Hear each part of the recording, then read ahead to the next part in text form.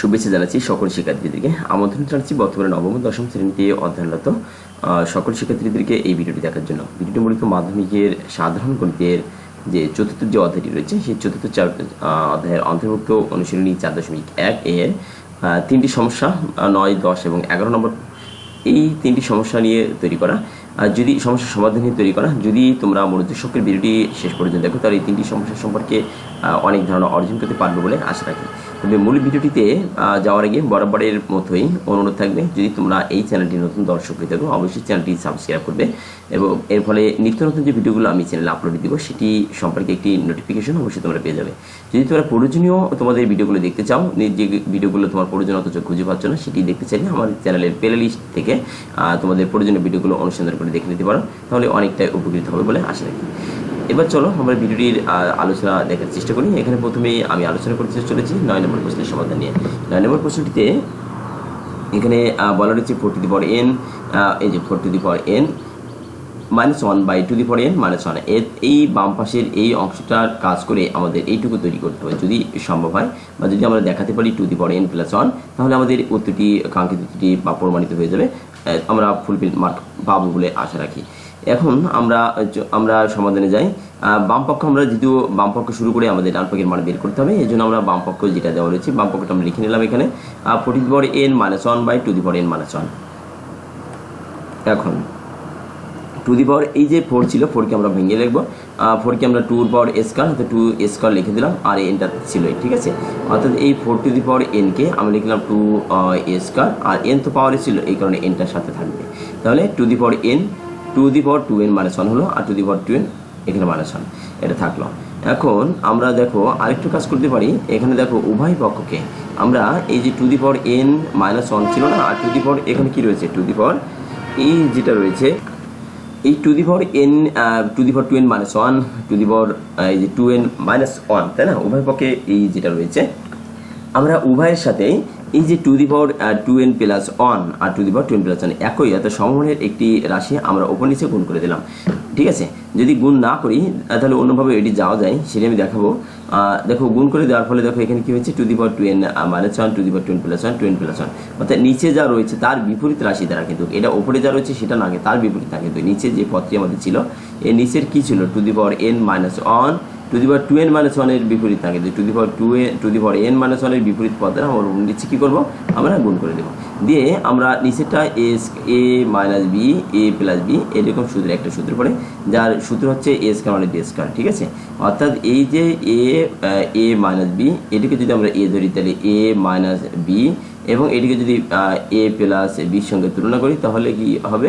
a square - ab square হয়। তাহলে এই 2 টু দি পাওয়ার a বলতে এখানে 2n, তাহলে 2n এর স্কয়ার -1 এর স্কয়ার হবে, উপরে যা ছিল তাই। এখন আমাদের দেখো এই যে 2 to the power n 2n করলাম, এই কারণে এই 2টাকে ভিতরে দিয়ে দিলাম, 1 এর স্কয়ারটা কিন্তু 1 হারায় যায়, 1 হারায় যায় না, পাওয়ারটা হারায় যায়, কারণ 1 এর স্কয়ার করলে যা তাই থাকে, কোনো পরিবর্তন হয় না, চেঞ্জ হয় না। তাহলে আমরা এখন এই 2 to the power 2n -1 2 to the power 2n -1 এটা যেহেতু একই জিনিস, এই কারণে এটা কাটাকাটি করলে আমাদের উত্তরটা চলে আসে, আমরা দেখাতে পারছি এটা। আর যদি তুমি এভাবে না দিতে চাও তাহলে অন্য আরেকটি ভাবে, সেটা হলো এই যে আমরা এই লাইনের পরে এই 2 টু দি পাওয়ার n এই এর স্কয়ার দিয়ে দেবো, এই 2টাকে বের করে নিয়ে যাবো, ঠিক আছে, -1 এর স্কয়ার দিয়ে দেবো, নিচে কত থাকে 2n -1, এরপরে এই লাইনটা আমরা দিয়ে দেবো। এরপরে আমরা a square - b square 2 to the power 2n + 1 একবার হবে, আর 2 টু দি পাওয়ার n -1 একবার হবে, নিচে কত 2 টু দি পাওয়ার n -1, ঠিক আছে। এটা এক জিনিস, তাহলে থাকে কি এই 2 to the power n + 1 2 to the power n + 1 আমাদের দেখাতে বলছিল কি 2 টু দি পাওয়ার n + 1, আমাদের কিন্তু হয়ে গেছে। এই যে তুমি যদি ওপর নিচে এই যে লব হরকে উভয় একই পদ দ্বারা গুণ না করে তুমি কিন্তু এইভাবে সূত্রে ফেলে দিয়ে এখানে কিন্তু শেষটা নাম দিতে পারো, ঠিক আছে, এটা দিলে হবে আর কি, এই যেটা দিচ্ছ এটা দিলে আমাদের কাঙ্ক্ষিত উত্তরটি যেহেতু প্রমাণ করতে বলছে সেটা চলে যাচ্ছে, কাজে অবশ্যই হবে এটি। 10 নম্বর প্রশ্নের সমাধানে যাচ্ছি। 10 নম্বর প্রশ্নের সমাধানে আমাদের যা দেওয়া আছে এটি সমাধান করে আমাদের হাফ 3 করতে হবে। আমরা বরাবরের মতো লিখবো যে বাম পক্ষ লিখে বাম পাশে যে অংশটা রয়েছে সেটা আমরা লিখবো, লেখার পরে আমরা এটিকে একটু ভাঙানোর চেষ্টা করব, 2 3 5 6 এই যা রয়েছে আমরা সবগুলোকেই আমরা কি করব দেখব যে মৌলিক সংখ্যায় প্রকাশ করার চেষ্টা করব। 6কে ভেঙে আমরা 2 এবং 3 বা সাহায্যে নিয়ে লিখবো, 10কে আমরা 5 এবং 2 এর সাহায্যে নিয়ে লিখবো, 15কে আমরা 3 এবং 5 এর সমন্বয়ে লেখার চেষ্টা করব। তাহলে আমরা 2 কে তো ভেঙে লেখা যায় না, 3 মৌলিক সংখ্যা কে ভাঙলে যায় না, 5 কে ভাঙলে যায় না, 6 কে লিখলাম, 3 × 2 লিখলাম। এই 3 থেকে গেল, এই 6কে লিখলাম 3 ইন্টু 2, এই 10কে লিখলাম 5 ইন্টু 2,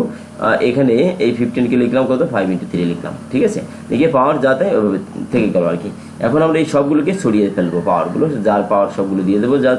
অর্থাৎ তার দিয়ে দেবো 2 এর পাওয়ার 2p প্লাস 1, 3 পাওয়ার 2p প্লাস কিউ, 5 এর পাওয়ার p প্লাস কিউ, এই 3 পাওয়ার p ইন্টু এই যে 2 পাওয়ার p, অর্থাৎ এই পাওয়ারটা উভয়ের উপর দিয়ে দিচ্ছি, এই পাওয়ারটা উভয়ের উপর দিয়ে দেবো, এই পাওয়ারটা উভয়ের উপর দিয়ে দিচ্ছি, এই পাওয়ারটা উভয়ের উপর দিয়ে দেওয়া হলো, ঠিক আছে। দেওয়ার পরে এখানে দেখো এবার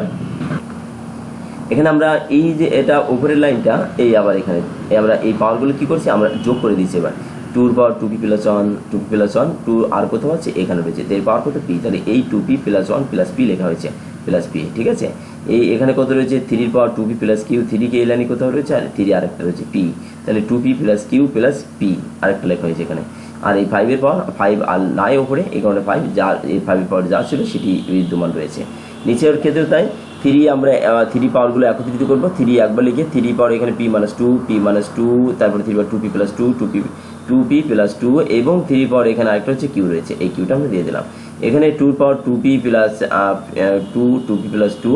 এই 2p প্লাস 2 লিখে নিলাম এবং এখানে আর এই যে 2 পাওয়ার p রয়েছে পিটা যুক্ত করে দিলাম। 5 এর পাওয়ার এখানে p আর এখানে একটা কিউ, তাহলে p প্লাস কিউ হলো p প্লাস কিউ। এবার আমরা 2 পাওয়ারগুলো যেহেতু আমাদের সরলীকরণ করতে হবে, এই জন্য 2 আমরা তার আগে আরেকটুখানি যোগ বিয়োগ, যেহেতু আমাদের একাধিক পদ রয়েছে আমরা একটু হিসাব করে নিই। 2 পাওয়ার 2p আর একটা p, তাহলে 3p, এই যে 2p প্লাস p, তাই না, তাহলে 3p প্লাস a1 হয়, 3p প্লাস 1 হয়। এই 3 পাওয়ার এখানে 2p আর একটা p, তাহলে 3p প্লাস কিউ হয়, 3 প্লাস কিউ। 5 এর পাওয়ার যাতে থেকে যায় এখানে এখানে এই যে 3p মাইনাস 2, তাই না, তাহলে 3 পাওয়ার কত p একটা p, তাহলে 2p আর একটা p, তাহলে 3p হলো। আর এই দেখো এখানে এই মাইনাস 2টা এই প্লাস 2 সাথে বাদ যায়, তাহলে 2p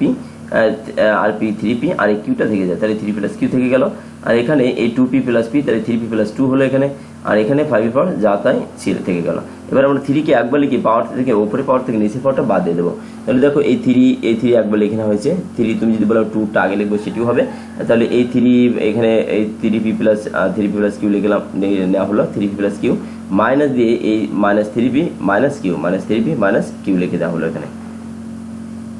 এই 2 থাকলো 3p প্লাস 1 মাইনাস, এইবার দেখো 3 এখানে কত 2 এখানে এই যে 2টা লেখা হচ্ছে, তাহলে 3p মাইনাস 2, অর্থাৎ নিচেটা যখন লেখা হবে তখন কিন্তু মাইনাস দিয়ে লিখতে হবে, মাইনাস 3p মাইনাস 2। এই 5 এটা যখন লিখবো